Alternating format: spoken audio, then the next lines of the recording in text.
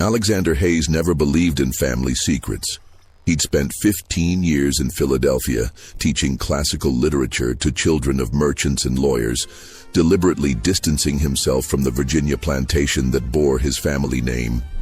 Convinced that whatever darkness existed in his lineage had been buried with the old generation. But on September 3rd, 1868, when the telegram arrived announcing his uncle's death, Alexander felt the first whisper of something wrong.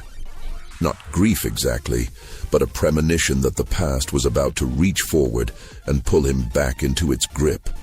3 weeks later, kneeling on the dusty floor of his uncle's study, prying up a loose floorboard with hands that wouldn't stop trembling, he lifted out a leather-bound journal that would shatter everything he thought he understood about his family, about education, about the peculiar institution that had defined the South for 2 centuries. The first page contained 73 names, each followed by notations that shouldn't exist. Grammar exercises, conjugations, translations of Virgil and Cicero and Horace. 73 enslaved people, taught Latin in systematic secret between 1821 and 1828, in violation of every law and social convention of the antebellum South. But it was the journal's final entry that made Alexander's blood run cold.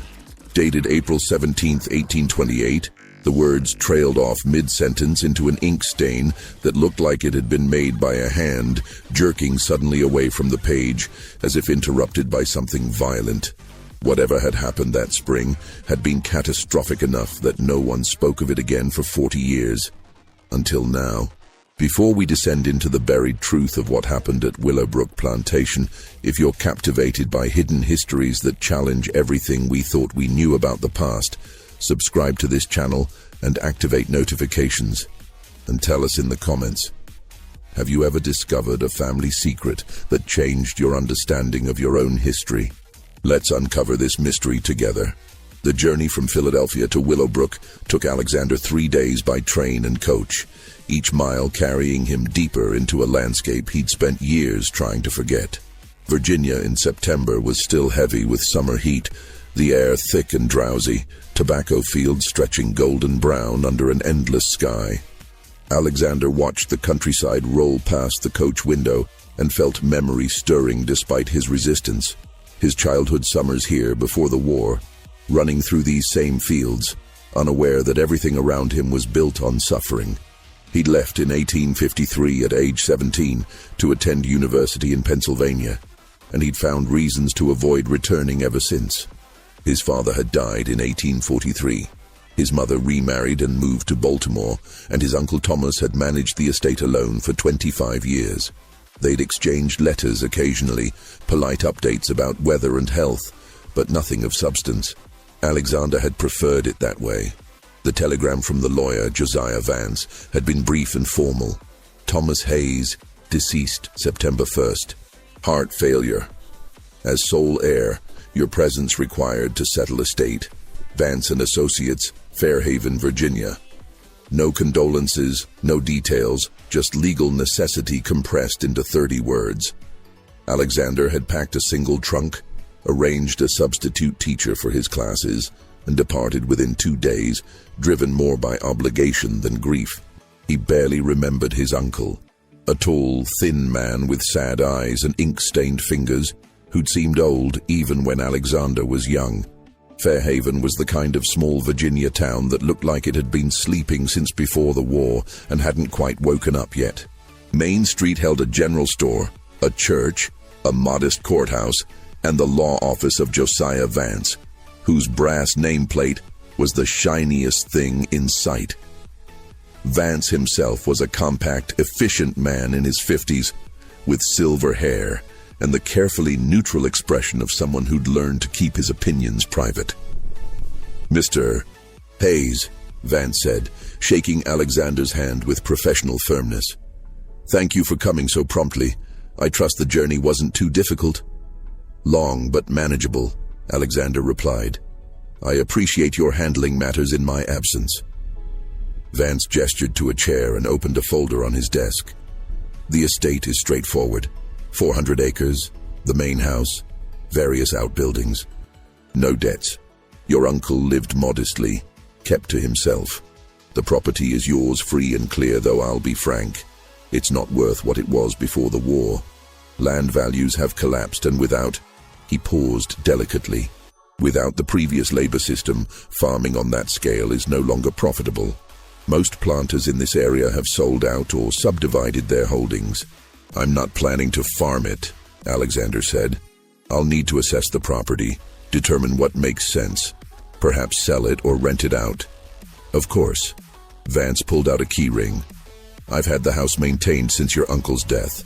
His personal effects are all in place. I should mention—" He hesitated, choosing his words carefully. "Your uncle was an unusual man, Mr. Hayes. Brilliant, everyone said, but increasingly reclusive in his final years. He lived alone, kept no servants after the war ended, rarely came to town. Some found him eccentric. He spent most of his time reading and writing, corresponded with scholars in Richmond and Washington. Classical literature, I understand, Latin and Greek. He went to Harvard," Alexander said. "Class of 1820, I believe.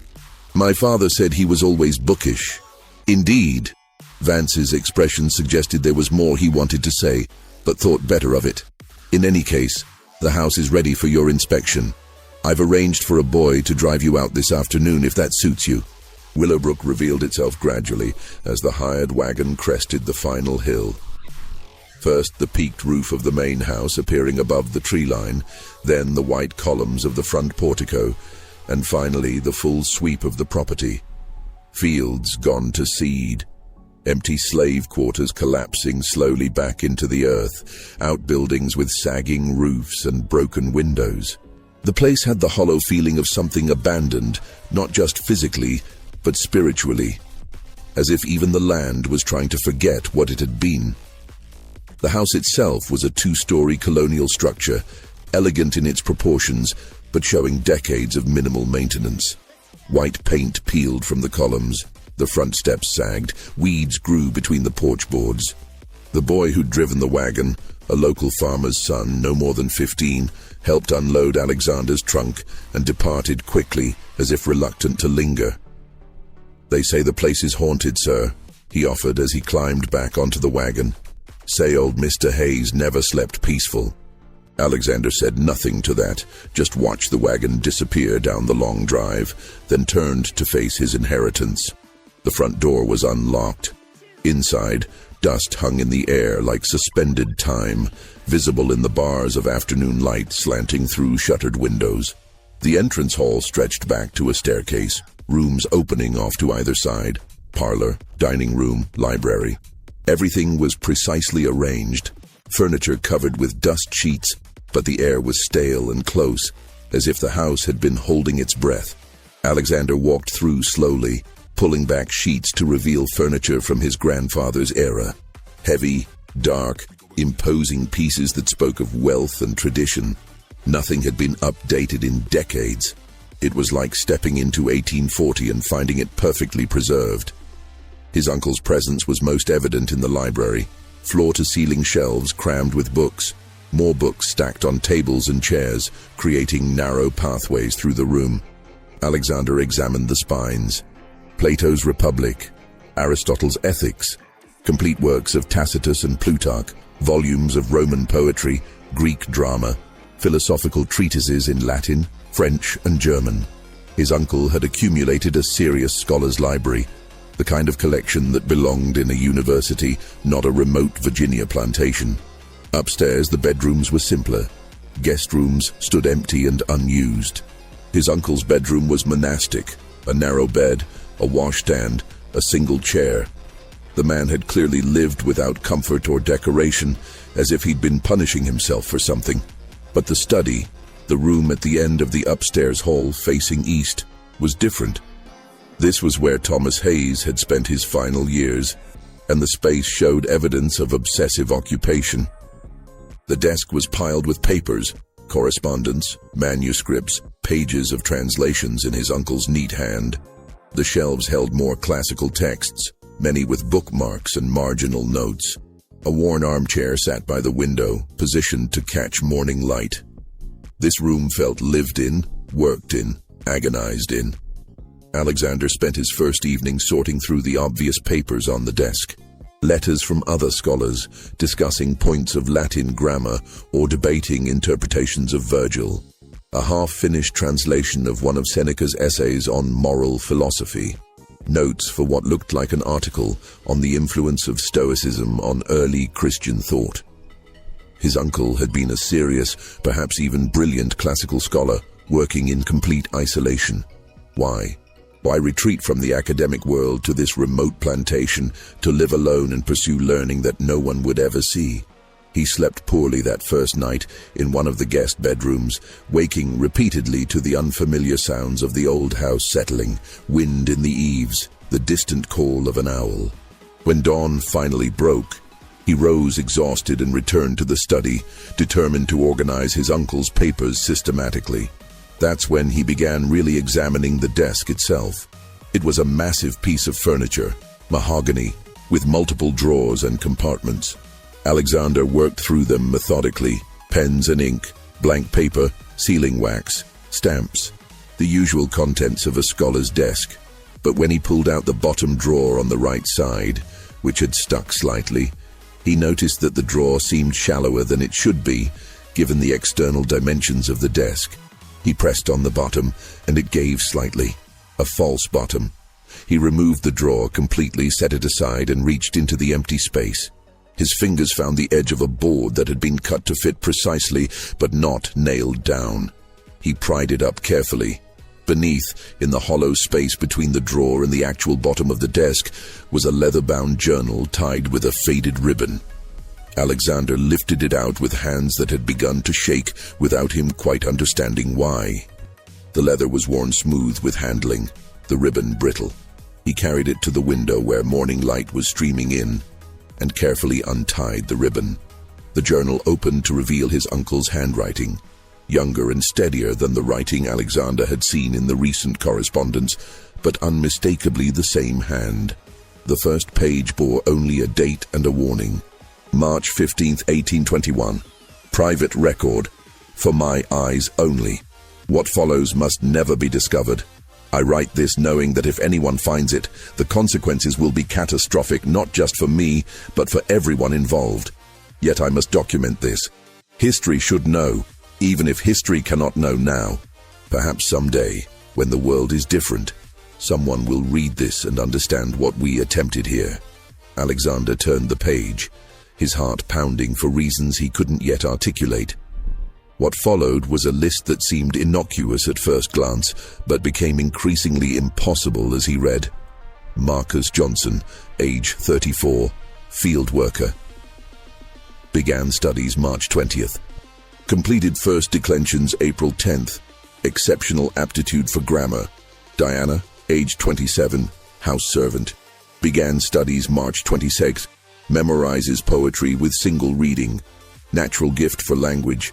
Benjamin, age 19, blacksmith's apprentice. Began studies March 23rd. Struggles with abstract concepts but shows remarkable determination. The list continued. 73 names in total, spanning 7 pages. Beside each name, his uncle had noted age, occupation on the plantation, date they began studies, and comments on their progress. And every entry referenced declensions, conjugations, translations, Latin authors, Caesar, Virgil, Horace, Ovid. Alexander sat down heavily in his uncle's chair, the journal open before him, and tried to process what he was reading. In 1821, in Virginia, it was illegal to teach enslaved people to read or write. The law was explicit. Any person who assembled slaves for the purpose of teaching them reading or writing would be subject to fines and imprisonment. The rationale was equally explicit. Literacy led to unrest, to ideas of freedom, to organized resistance. The entire social structure of slavery depended on keeping enslaved populations ignorant, isolated, unable to access the written word that might wake them to their own oppression. And yet here was documentary evidence that his uncle Thomas, fresh from Harvard at age 23, had systematically taught 73 enslaved people classical Latin. Not just basic literacy, which would have been dangerous enough, but one of the most complex languages ever developed, requiring years of study to master the language of Caesar and Cicero and Virgil, the foundation of European high culture and intellectual tradition. Why? Why Latin? Why risk everything for this specific, seemingly impractical form of education? Alexander turned to the next page, dated March 25th, 1821, and found the beginning of his uncle's narrative. Today was our fourth lesson. We meet in the tobacco barn after full dark, when father has retired and the overseers have finished their rounds. I bring a single candle and we keep our voices low. There are 17 in attendance now. I've been spreading word carefully through Marcus and Diana, who select only those they trust absolutely. The secret must be kept at all costs. They arrive exhausted from a full day's labor, but the moment we begin, their exhaustion vanishes. I've never seen such focused attention, such hunger to learn. At Harvard, half my classmates slept through lectures on Cicero. Here, field workers who've been harvesting tobacco for 12 hours lean forward to catch every word about Latin verb conjugations. Marcus asked me tonight why I chose Latin. It's a fair question, one I've anticipated. My answer was strategic. Latin is old, dead, religiously associated. If anyone overhears fragments of our lessons, they'll assume Catholic prayers, religious instruction, which, while unusual for Virginia, is not illegal. Latin carries no contemporary political danger. No one fears Virgil's eclogues the way they would fear abolitionist newspapers or pamphlets about freedom. But I didn't tell him the deeper reason. Latin is precisely valuable because it is difficult, because it demands disciplined thought, because it trains the mind to analyze complex grammatical structures and abstract relationships. Once a mind learns to think systematically in Latin, it can think systematically about anything. Law, politics, philosophy, the very nature of freedom and bondage. I'm not teaching them Latin. I'm teaching them that their minds are as powerful as any white man's. I'm teaching them that everything they've been told about natural inferiority is a lie. Alexander stopped reading and stood up, walking to the window. Outside, morning sun illuminated the abandoned fields of Willowbrook, golden light spilling across land that had once been worked by hundreds of enslaved people. He tried to imagine it as it had been in 1821, his uncle, barely older than Alexander himself, sneaking out after dark with a candle and a Latin grammar book, conducting secret lessons in a tobacco barn with people who legally weren't even supposed to know their own names. The audacity of it was staggering. The danger was absolute. If caught, his uncle would have faced fines, possibly imprisonment, certain social ostracism, but the enslaved people who attended those lessons would have faced far worse. Whipping, branding, sale away from family, possibly death, if the lessons were interpreted as preparation for rebellion. And yet, 17 people came to that first lesson, and according to the journal, more would follow. Alexander returned to the desk and continued reading. The journal entries were dated sporadically, sometimes weekly, sometimes with gaps of a month or more, but they built a detailed picture of what his uncle called the experiment, a systematic, ambitious program of classical education conducted entirely in secret, in stolen hours, with people who had no right to learn and a teacher who had no right to teach them. April 1821. We've completed basic declensions and moved to simple sentences. Diana has a gift for syntax that astonishes me. She understands grammatical relationships instinctively, can conjugate verbs she's only heard once. Marcus is slower but more methodical, building each concept on the previous one like a mason laying stones. Benjamin struggles with the abstract nature of Latin but refuses to give up. His determination alone is remarkable. May 1821. 32 students now. We've had to split into two groups, meeting on different nights. I'm teaching them Caesar's Gallic Wars, which provides both language instruction and historical context. Last night, after we read about Caesar crossing the Rubicon, Diana asked me what it means to cross a point of no return. We talked for an hour about decisions that can't be undone, about committing fully to a course of action despite knowing the risks. I realized as we spoke that I was no longer teaching. We were discussing, debating, engaging in genuine Socratic dialogue. These are not students in any conventional sense. They are my intellectual equals, trapped in a system that denies them even the possibility of equality. June 1821. My father is growing suspicious. He commented yesterday that the field workers seem different lately, that they carry themselves strangely. He couldn't articulate what had changed, but he senses something. I must be more careful. We've moved our lessons to different locations. Sometimes the woods beyond the south field, sometimes the basement of this house when my parents are away visiting relatives in Richmond. The risk increases with every session, but stopping is unthinkable. The students have made it clear they want to continue regardless of danger. As Marcus said to me last week, we've been living with danger our whole lives. This is the first time the danger might actually lead to something worth having. July 1821. 57 students now. The lessons have taken on a life of their own. I provide texts and guidance, but increasingly they're teaching each other, discussing texts among themselves between our formal sessions. Diana told me that she and 3 others have been meeting in the laundry house on Sunday afternoons to practice translation. They're working through Virgil's eclogues, pastoral poetry about shepherds and the simple life. The irony of enslaved field workers reading pastoral poetry is not lost on any of us. August 1821. We read Seneca last night, his essay on anger and how it corrupts the soul. The discussion afterward was more sophisticated than any I experienced at Harvard. Marcus observed that Seneca himself had been advisor to Nero, had participated in imperial power even while writing about virtue and restraint, and asked whether philosophical wisdom means anything if it doesn't translate to moral action. I had no good answer. The question keeps me awake nights. The journal continued through 1821 and into 1822. Documenting the expansion and deepening of the secret education.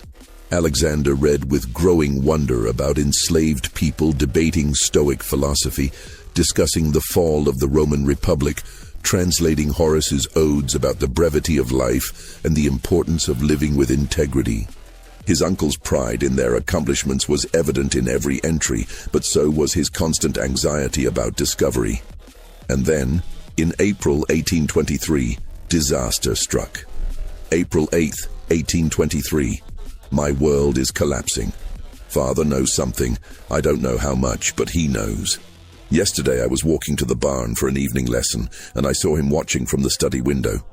He said nothing then, but this morning at breakfast he asked me very deliberately what I'd been doing in the barn so late at night. I said I'd been checking on a sick horse. He stared at me for a long moment, and I saw doubt in his eyes. Suspicion, but also something else. Fear. He's afraid of what I might be doing, afraid of what it might mean for the family, for the property, for his position in society. I told the students tonight that we must suspend lessons for at least a month. Let suspicion die down. They accepted this reluctantly but understood the necessity. April 15th, 1823. Catastrophe. Marcus was found in the stable reading a book I'd lent him. Ovid's Metamorphoses. Father saw him with it, recognized Latin text immediately, seized the book, and confronted me in my study that same night. I tried to lie. Said Marcus must have stolen it. Couldn't possibly read it. Father didn't believe me but wanted to believe me. I could see that conflict in his face. He needs to believe his son isn't betraying everything the family stands for. But he can't ignore what he saw. This morning Marcus was whipped in the yard. 20 lashes. I was forced to watch. Father's overseer, a man named Garrett, who's always frightened me with his casual cruelty, administered the punishment methodically, without anger, but without mercy either. Marcus made no sound. He met my eyes once, and I saw no accusation there, only a terrible understanding. This is the cost, his expression said. We both knew it might come. April 22nd, 1823. I haven't slept properly in a week. Every time I close my eyes, I see Marcus's back, The blood, the systematic violence. I want to stop everything, burn the books, pretend it never happened. But Diana came to me 3 days after Marcus was whipped. She brought a message from him and the others. They want to continue. They understand the risks better than I do. They've lived with violence their entire lives, she said. The whipping was terrible, but not unfamiliar. What I'm offering them, what we're building together, is something no whipping can take away. Knowledge, she said, lives in the mind where no one can reach it. Even if they're beaten, sold, killed, the time they spent thinking freely, learning, discussing philosophy and poetry, that time existed. It was real. No one can make it not have happened. Her courage shames me. I don't know if I'm brave enough to continue, but I'm too much a coward to tell them no. The journal showed that the lessons did continue, more carefully than before. His uncle moved them entirely to nighttime sessions in the woods, kept the groups smaller, spaced the meetings further apart. His father's suspicion never entirely faded, but without concrete proof, he took no further action. Marcus recovered from the whipping and returned to the lessons. The group, which had briefly scattered in fear, gradually reconvened. But something had changed. They all understood now that this wasn't an intellectual game, that the stakes were real, that the knowledge they were pursuing might cost them everything. And yet they persisted. Through 1823 and 1824 and into 1825, the lessons continued. Alexander read entry after entry documenting their progress, their increasingly sophisticated discussions, their hunger for more texts, more knowledge, more access to the vast world of ideas that had been deliberately kept from them. November 1824. We read Tacitus tonight, his history of imperial Rome and the corruption of absolute power. The parallels to our own society were so obvious that no one needed to state them explicitly. We discussed how tyranny corrupts both tyrant and subject, how systems of oppression damage everyone they touch, how complicity in evil becomes normalized over generations. Benjamin asked me whether I thought future historians would write about slavery the way Tacitus wrote about Roman tyranny, as something monstrous but also strangely banal, woven into the fabric of daily life until people couldn't imagine any other way. I said I hoped so, that I believed someday slavery would end and be viewed with the same horror we now view Roman gladiatorial games. Marcus said quietly that he wouldn't live to see that day, but perhaps his children's children might. The sadness in his voice haunts me still. March 1825. 73 students now. This is as large as the group can safely grow. Some have been studying with me for 4 years now and can read Latin as fluently as any Harvard graduate. They're working through Plutarch's Lives, biographical studies of great Greek and Roman figures. The discussions these texts provoke are remarkable. We debate the nature of leadership, the relationship between individual virtue and political power, whether history is shaped more by great individuals or by larger social forces. These are conversations I could have with professors at any university, yet they're happening in secret in the Virginia woods, with people who legally aren't even allowed to own the clothes they wear. July 1825. Diana asked me yesterday why we never discuss escape. It's true. In 4 years of lessons, we've never once talked about running away, about the Underground Railroad, about practical strategies for achieving freedom. I realized I've been avoiding the topic deliberately, afraid of where it might lead, afraid of being accused of inciting rebellion. But she said that's not what they want from me. They have their own networks, their own sources of information about escape routes and safe houses. What they want from these lessons is something different, proof that their minds are their own, that they can think and reason and debate with the same sophistication as any white scholar, that the entire intellectual foundation of slavery is built on lies. If they run and are caught, they'll be beaten or killed. But what we're doing here, she said, no one can catch. It exists in their minds forever. Alexander had to stop reading again. His hands were shaking, and he realized he'd been holding his breath. The portrait his uncle painted was so far from anything he'd been taught about slavery, about enslaved people, about the entire structure of Southern society. He'd grown up hearing that enslaved people were naturally suited for physical labor, but incapable of complex thought. That education would be wasted on them, that they lacked the intellectual capacity for abstract reasoning. Every element of his childhood education had reinforced the idea that slavery, while perhaps unfortunate, reflected natural hierarchies. And here was proof, written in his uncle's careful hand, that it had all been lies. 73 people, denied every advantage, working exhausted after 12-hour days, meeting in secret with the threat of violent punishment hanging over them, had not only learned Latin, but had mastered it, had used it to engage in philosophical debates that would have impressed scholars anywhere in the world. He looked out the study window at the fields of Willowbrook and tried to imagine them as they'd been in 1825, worked by people who could quote Virgil, who debated Tacitus, who understood grammatical structures so complex that most educated white people struggled with them. The cognitive dissonance was overwhelming. But Alexander knew there were more pages to read, and he knew the journal ended abruptly in April 1828. Whatever had happened in those 3 years between the triumphant expansion of 1825 and the sudden end in 1828 was still ahead of him in the narrative. He took a deep breath and continued reading. January 1826. My father's health is failing. He's bedridden now most days, his heart weak, his mind sometimes confused. He's become paranoid about the plantation, convinced something is wrong, that the workers are acting strangely. He's not wrong, but he can't identify what has changed. They hold themselves differently now, the ones who've been studying with me. There's a quiet dignity in how they move, how they speak, how they meet white people's eyes. They haven't become rebellious or insubordinate. They're too smart for that, too aware of the danger.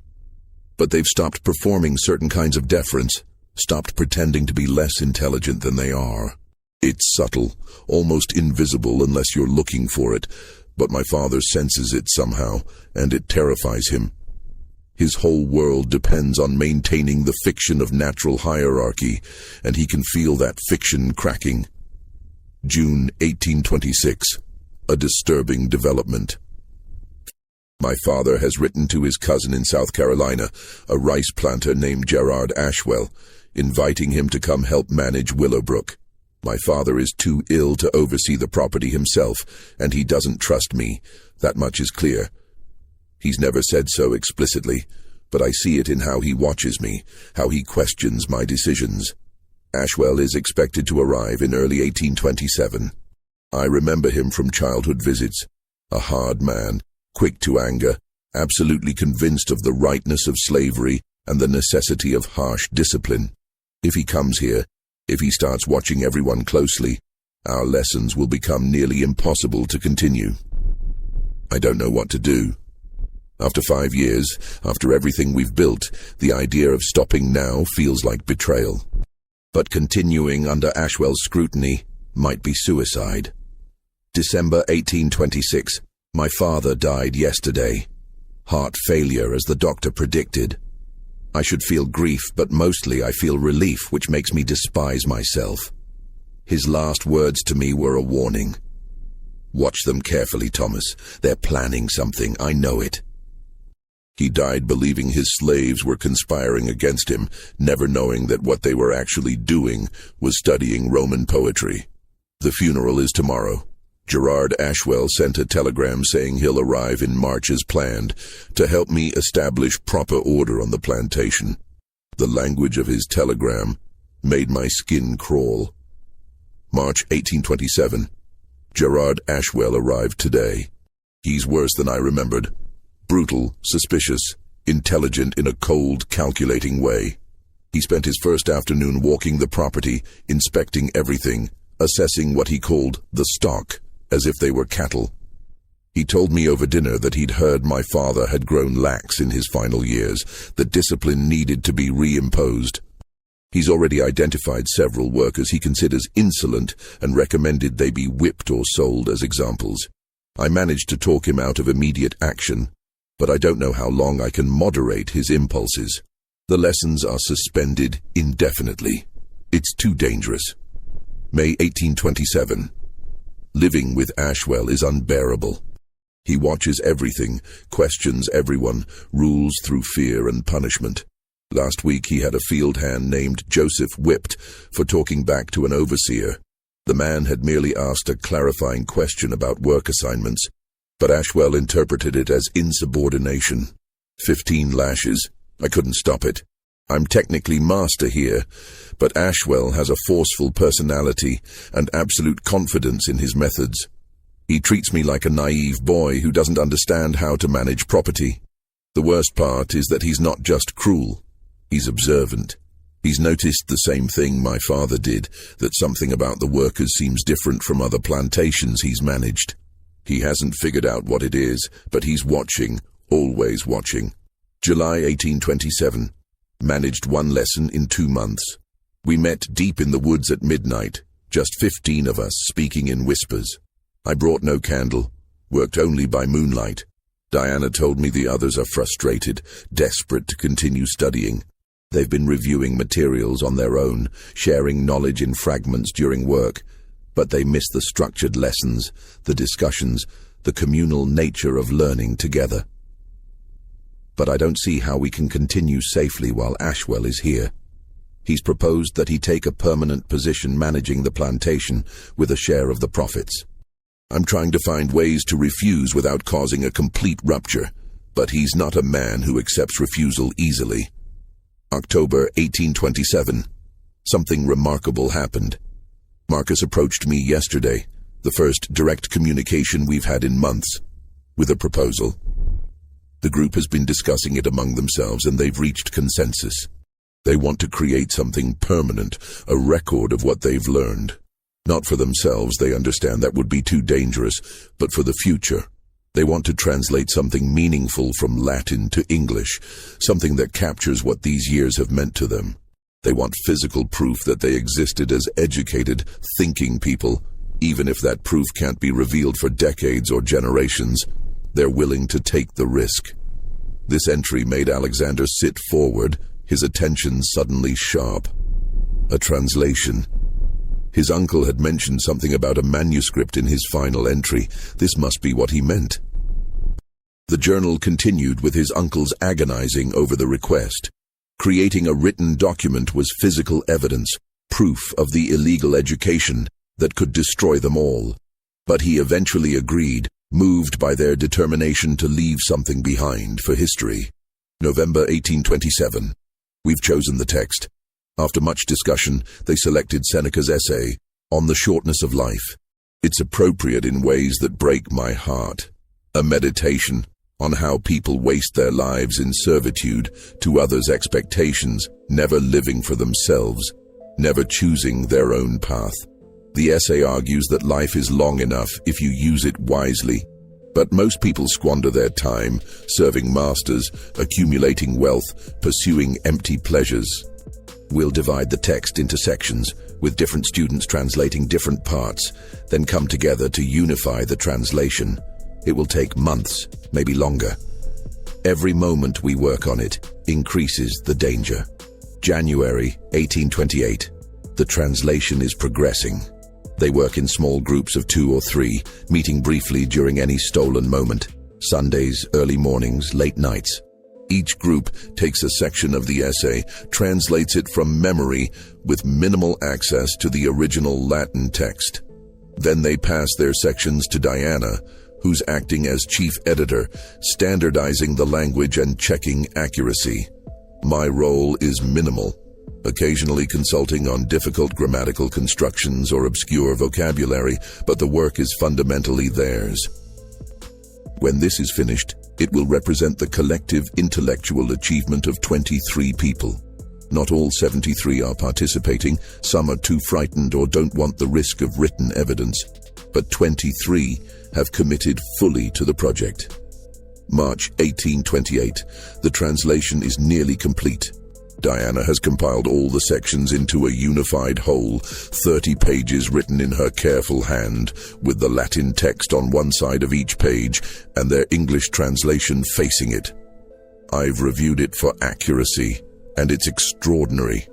Not just technically proficient, but genuinely insightful. Their translation captures nuances of Seneca's thought that many professional scholars miss. When this is done, I'll hide it with this journal. Perhaps someday, when slavery is finally ended and people can acknowledge this history without destroying lives, someone will find it and understand what these people achieved against impossible odds. April 2nd, 1828. Ashwell is asking questions. He stopped me yesterday and asked very deliberately whether I'd noticed anyone acting strangely, whether I'd seen workers gathering in unusual places, whether anyone had access to books or papers. I played ignorant, but my hands were shaking. He knows something. I don't know what or how much, but he suspects. Marcus warned me 3 days ago that Ashwell has been questioning people, asking about my habits, where I go, what I do. Someone must have seen something, said something, even if innocently. The translation is complete. I need to hide it immediately and tell everyone to stop all activities, any hint of education or reading. The danger has become acute. April 10th, 1828. Living in daily fear now. Ashwell watches me constantly. I've hidden the translation manuscript with this journal beneath the floorboard, but having physical evidence makes every moment terrifying. I should destroy it, but I can't. It represents too much. Means too much. 23 people poured their minds and hearts into that translation, working for months, taking enormous risks because they wanted to prove to history that they existed as thinking, educated human beings. To destroy it would be to erase them, to pretend it never happened, to let slavery win even in memory. I won't do it. I'll keep it hidden, keep it safe, until some distant future when the truth can be acknowledged. April 17th, 1828. It's over. Ashwell knows everything. I don't know how, but he knows. This afternoon I saw him speaking with my father's old valet, asking questions, and the valet was pointing toward the woods where we used to hold lessons. Then tonight, just an hour ago, one of the younger workers, a boy named Samuel who never attended lessons, approached Ashwell's overseer and mentioned having seen candles in the woods some months ago, people gathering at night. The boy meant nothing by it, was just making conversation, but Ashwell heard and understood. I'm writing this now quickly because I hear footsteps on the stairs and I believe Ashwell is coming. Whatever happens next, this journal should survive as testament. 73 enslaved people learned Latin on this plantation between 1821 and 1828. They studied Virgil and Cicero and Seneca and Tacitus. They debated philosophy and politics and history with sophistication that would have impressed scholars at any university. They translated a classical text about freedom while themselves enslaved. They proved beyond any doubt that human intellect recognizes no chains, that the entire intellectual foundation of slavery is built on lies and maintained through deliberate ignorance. Whatever happens to them or to me, that truth existed. It was real. No one can make it not have happened. I should have protected them better. I should have. The entry ended there, mid-sentence, the ink smeared. The remaining pages of the journal were blank. Alexander sat frozen in his uncle's chair, the journal open before him, and felt the weight of 40 years of silence pressing down on him. What had happened next? Had Ashwell confronted his uncle? Had the secret been exposed? The journal gave no answers, only that abrupt ending that felt like a door slamming shut. He spent the rest of the morning searching the study methodically, looking for any other documents, any continuation of the story. He found nothing. The journal had been hidden beneath the floorboard alone, no translation manuscript with it. Whatever had happened to the 30 pages they'd worked so hard to create remained a mystery. The plantation records, which Alexander had reviewed with Josiah Vance the day before, showed no unusual events in April 1828. No sales, no runaways, no legal proceedings. Just routine notations about planting schedules and expenses. But the silence itself felt deliberate, like something had been carefully erased from the official record. Alexander decided he needed more information. The next morning he rode into Fairhaven and went to the county records office. The clerk was an elderly man named Joseph Patterson, who'd worked there for over 40 years and remembered everything. "Looking for information about your family?" Patterson asked, pulling down dusty ledgers at Alexander's request. "Going back 40 years, you said? 1828? "Yes. I'm trying to trace what happened to some of the plantation workers around that time." Patterson gave him a sharp look. "Curious thing to be researching. Most planters' families prefer not to dig into those details." But he opened the ledger anyway, running his finger down columns of recorded sales and transfers. "What months, specifically?" "April and May, 1828. Patterson flipped through pages, then stopped. His finger traced a long list of transactions, all dated between April 18th and May 15th, 1828, all from Willowbrook Plantation. "Huh," he said quietly. "That's unusual." "What is?" "Your grandfather, well, your uncle by then, I suppose after your grandfather died in 26, sold off a large number of workers that spring. 73, looks like, spread across about a month. That's a substantial portion of a plantation's labor force. Usually, you only see sales like that when an estate is failing or being dissolved." 73, the exact number from the journal. "Do the records show who they were sold to?" Alexander asked, trying to keep his voice steady. "Different buyers. That's the other unusual part.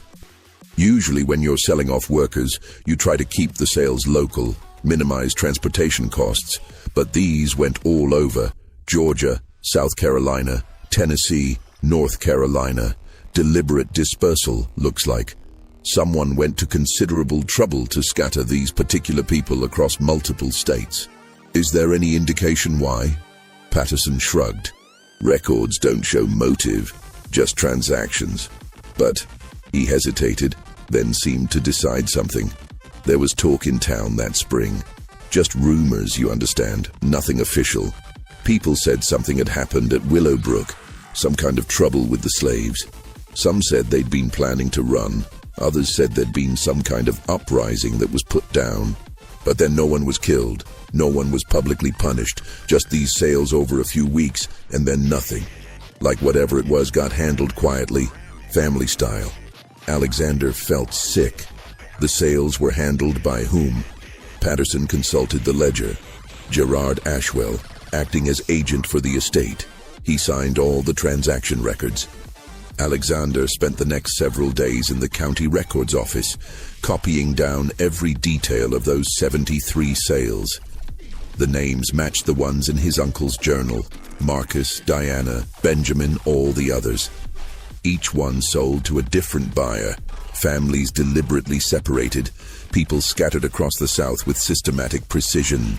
Ashwell had dismantled the entire educated community his uncle had created, broken it apart, and distributed the pieces so they could never reconvene, never share what they'd learned, never pose any future threat. But why hadn't he exposed the secret publicly? Why handle it quietly instead of making an example through legal prosecution? Alexander found a partial answer to that question in a letter tucked into one of his uncle's books, a volume of Cicero's De Officiis. The letter was dated December 1867, less than a year before his uncle's death, written in his uncle's older hand but still legible.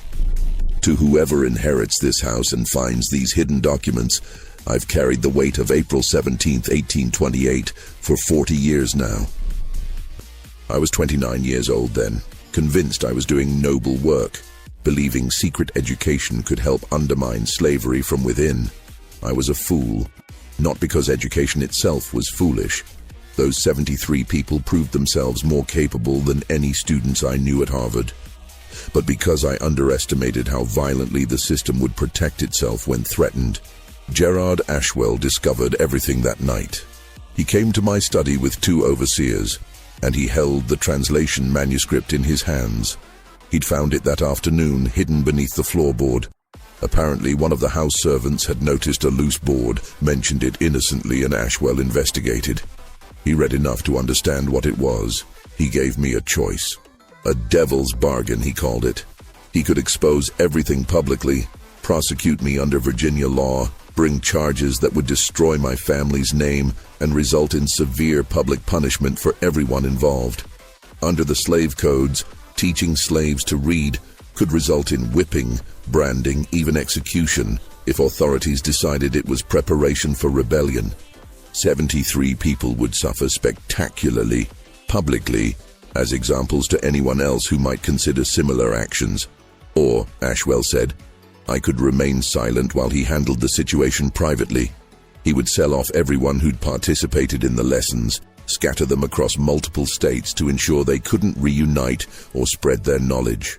He would destroy all physical evidence, and he would tell the remaining workers at Willowbrook that there had been a conspiracy, that the sold workers had been planning violence, and only the Master's mercy had spared them from worse punishment. This would serve as both threat and warning. Step out of line and you'll be torn from everything you know. In exchange, I would deed him 40% ownership of Willowbrook, give him full management authority, and never speak of what had happened. My silence would purchase their survival, even if that survival meant separation and loss. I chose silence. God forgive me, I chose silence. I told myself I was protecting them, that private sale was better than public execution, that separation was preferable to death. But the truth is, I was protecting myself as much as them. I couldn't bear the thought of public trial, of facing my Harvard colleagues and Richmond society knowing what I'd done, of bringing shame on my family's name. My cowardice wore the mask of mercy. Over the following month, Ashwell methodically sold every person who'd attended the lessons. He consulted my journal to identify them, used my own documentation to destroy what I'd built. He made me present for every sale, forced me to watch as each wagon departed carrying people I'd taught, people I'd promised dignity and knowledge to. Diana was sold to a rice planter in South Carolina. Marcus went to a cotton plantation in Georgia. Benjamin was sent to Tennessee. All 73 gone, families separated, years of learning scattered like leaves. The workers who remained, those who'd never participated in the lessons, were gathered and told a lie. There had been a plot, Ashwell said, a conspiracy to murder the masters and burn the house. The ringleaders had been identified and removed. This was the consequence of stepping above your station, of forgetting your place. Let it be a lesson. The translation manuscript was burned. I watched Ashwell feed it to the fire page by page, 30 pages of careful translation, months of collective work, the product of 23 brilliant minds reduced to ash in 15 minutes. He kept only my journal, he said, as insurance that I would never speak of this. If I ever tried to tell the truth, he would produce the journal as evidence and bring charges himself. I lived under that threat for 13 years, until 1840, when I finally had enough money to buy Ashwell out. I offered him a substantial sum to leave Willowbrook and never return. He took it and went back to South Carolina. I never saw him again, but the guilt remained. I tried to track down some of the 73 in the years after, but it was impossible. By the time slavery ended in 1865, they would have been elderly or dead, scattered across states, likely with different names and no documentation. I failed them completely. I kept the journal because I couldn't destroy the only evidence that they existed, that their achievement was real. They studied Latin on this plantation. They debated Cicero and Seneca. They proved that human minds cannot be enslaved. And I failed to protect them. I don't ask for forgiveness. I document this only so that someone someday might acknowledge what those 73 people accomplished. They deserved freedom and instead received separation and silence. The very least I can do is ensure their story survives, even if I cannot. Thomas Hayes, Jr., December 1867. The letter was signed with a shaky hand. Alexander set it down and noticed there were more pages beneath, other documents in his uncle's hand. He lifted them carefully. One was a complete list of all 73 names with the dates and locations they were sold to. His uncle had documented every sale, kept meticulous records of where each person went. Alexander recognized it as both an act of memory and an act of penance. His uncle forcing himself to remember each person, each place, each loss. The final page was something different. At the top, In his uncle's handwriting was written. All I could save below were 5 lines in Latin, written in a different hand, graceful, careful lettering that Alexander assumed was Diana's. Non est ad astra mollis aeteris via. There is no easy way from the earth to the stars. Nemo potes personam diuferre. No man can wear a mask for long. Tempus edax rerum time. Devourer of all things dum spero. While I breathe, I hope no laetet bastardes carborundorum. Don't let the bastards grind you down. Below the Latin in English in the same hand, we existed, we thought, we learned. We debated freedom while enslaved. No one can erase this truth, no matter how hard they try. To anyone who finds this, remember us. Remember that we were human, intelligent, deserving of dignity and education and freedom. We didn't receive those things in our lives, but we seized them anyway in stolen hours. That time was real. That achievement was real. We were real. Diana, Marcus, Benjamin, and all 73. April 1828. The note was signed with 23 names, each in a different hand. They'd all contributed, even knowing the danger. This was their testament, their proof of existence. Alexander sat in his uncle's study as afternoon light faded, holding these fragile papers that represented the only surviving evidence of an extraordinary secret, and understood that he now carried a responsibility he'd never asked for. His uncle had kept the silence for 40 years, paralyzed by guilt and fear and Ashwell's threats. But Ashwell was long dead. The plantation system was destroyed. Slavery was over. The reasons for silence had evaporated. The truth could finally be told. But told to whom? Who would believe it? And even if they did, what difference would it make now, 40 years later, with all the participants likely dead or scattered beyond tracing? Alexander spent the next week searching for answers to those questions. He wrote letters to historical societies, to churches in the cities where the 73 had been sold, to anyone who might have records of enslaved people from that era. Most responses were discouraging. Record-keeping had been minimal. Many documents had been destroyed during the war. People had moved or changed names after emancipation. Tracing individuals was nearly impossible. But one letter brought hope. Reverend Samuel Collins of Nashville wrote back in January 1869. He had church records dating to the 1840s, and yes, he had record of a Benjamin who had taken the surname Hayes after emancipation. A common practice, taking the former master's name as a way of establishing legal identity. This Benjamin Hayes had been a respected member of the church until his death in 1866. He'd been known as an educated man, unusually learned for someone his age who had been enslaved. How he'd acquired his education, no one knew, though the Reverend remembered Benjamin saying something cryptic once. I was taught by a good teacher a long time ago, in a place I try not to remember. 2 of Benjamin's children still lived in Nashville. The Reverend provided their names and address. In March 1869, Alexander traveled to Nashville. The city was still recovering from the war, rebuilding, transforming itself from a Confederate stronghold to something new. He found the address Reverend Collins had provided, a modest house on the edge of the colored section of town. 2 women answered his knock. Sisters, he learned, both in their 30s. Charlotte and Rachel Hayes, daughters of Benjamin. They were understandably suspicious of a white man from Virginia, asking questions about their father. Alexander showed them his uncle's journal. They read it in silence, passing pages back and forth, and he watched their expressions change from suspicion to shock to something like wonder. When they finished, Charlotte looked up with tears in her eyes.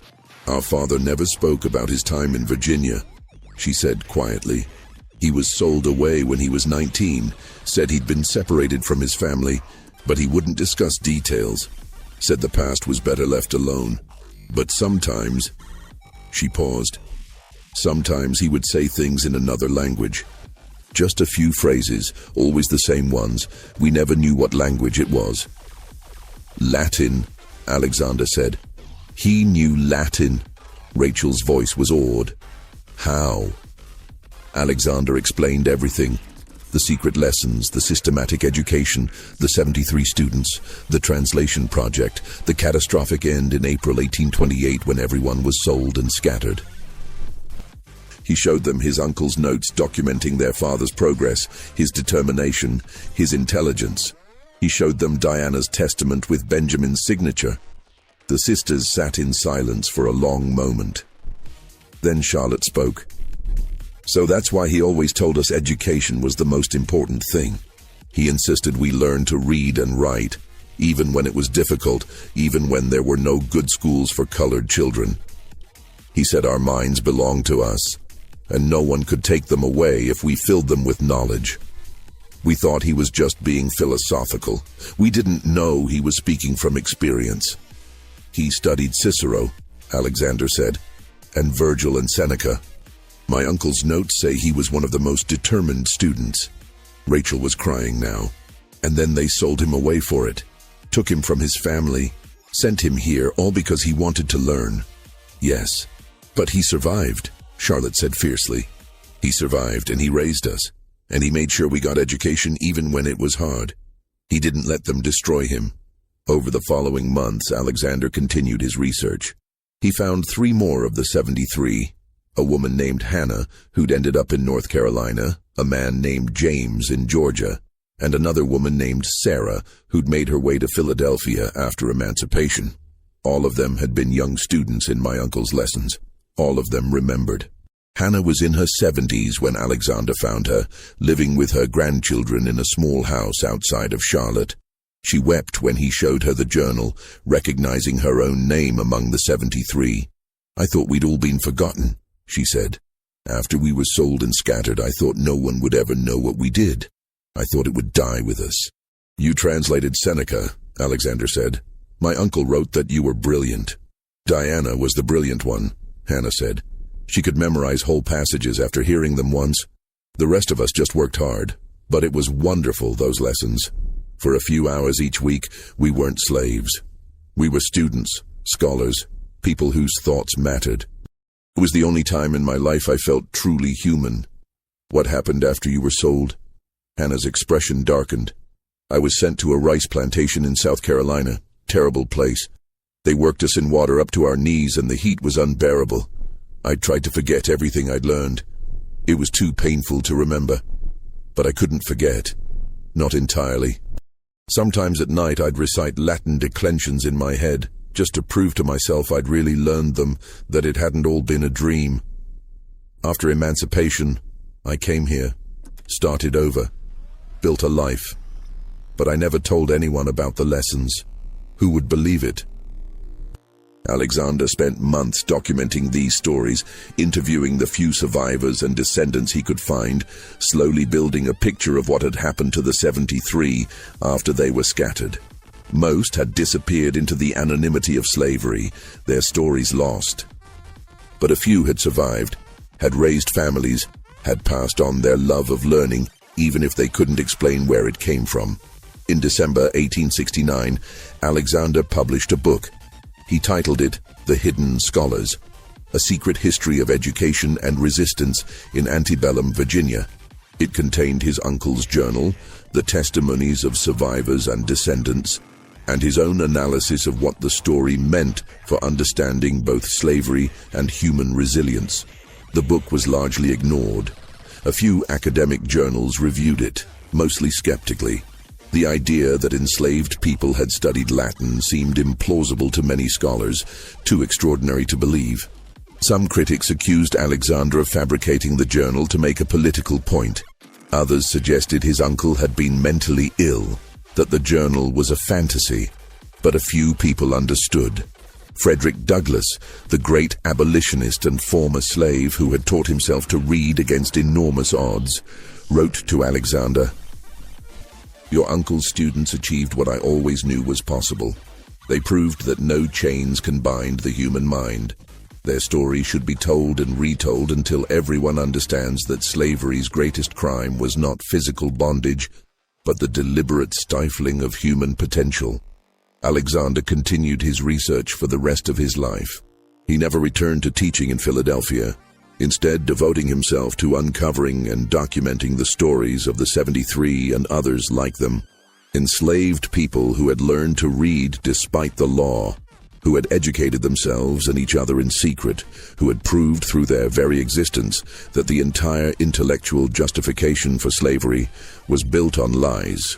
He died in 1892, at age 66, having spent 23 years documenting secret education in the antebellum South. His work was largely forgotten for decades after his death, dismissed as fringe history, too focused on exceptions rather than typical experiences. But in the 1960s, during the civil rights movement, historians began rediscovering Alexander's research. They found his book, found his notes and correspondence, found the original journal he'd preserved. And they realized that what had seemed like an extraordinary exception was actually one example of a much broader phenomenon. Secret education, clandestine schools, enslaved people teaching each other despite the law, creating underground networks of knowledge and literacy that history had failed to acknowledge. The Journal of Thomas Hayes, Jr. is now preserved in the archives of Howard University. Diana's testament, with its 23 signatures, hangs in the Smithsonian National Museum of African American History and Culture. The story of the 73 who studied Latin at Willowbrook Plantation is taught in universities as an example of resistance through education, of human dignity asserting itself against systematic oppression. But for 40 years, that story was silence. For 40 years, the only evidence existed in a leather journal hidden beneath a floorboard. A testament written by people who knew they might never be remembered, but refused to let their achievement vanish entirely. They were right to insist on that testament. They existed, they learned, they thought freely even while their bodies were bound. And no one could take that away from them, not even by taking everything else.